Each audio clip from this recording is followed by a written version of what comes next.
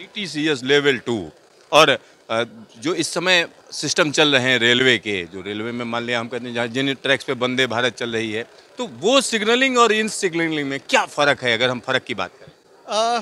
फ़र्क बहुत ज़्यादा नहीं है बिकॉज सी आज की डेट में इंडिया में अगर आप देखेंगे तो जो मैक्सिमम ट्रेन चल रही हैं बिना सेफ्टी सिस्टम के चल रही हैं.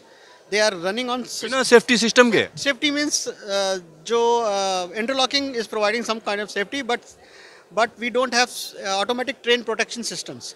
बट आपने कवच का नाम सुना होगा. Kavach is a new system which is Indian equivalent to ETCS. So Kavach और ईटीसीएस ऑलमोस्ट सेम है but Kavach is under development. अभी भी आप देखेंगे तो इंडिया में डिप्लॉय हो रहा है, शुरू हो रहा है, जबकि ETCS is a proven technology, worldwide use हो रही है. So this is the advantage that it's a proven technology. For high speed you can't take any risks. You can't try something new just like that. You have to have proven technology. That's why ETCS level 2 is being selected and not Kavach. ETCS level 2 और वो भी high speed के लिए। तो high speed में अगर मान लिया इस समय का जो सिस्टम है उसको हम लगा दें सिग्नलिंग को, तो क्या फ़र्क पड़ेगा? आपका सिस्टम है तो उसमें क्या फ़र्क पड़ेगा?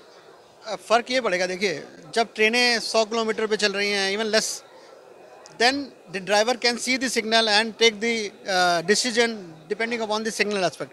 When the trains are running so fast, we are talking about 300 plus kilometers. So if the train is running at 300 kilometers, he can't see the signal.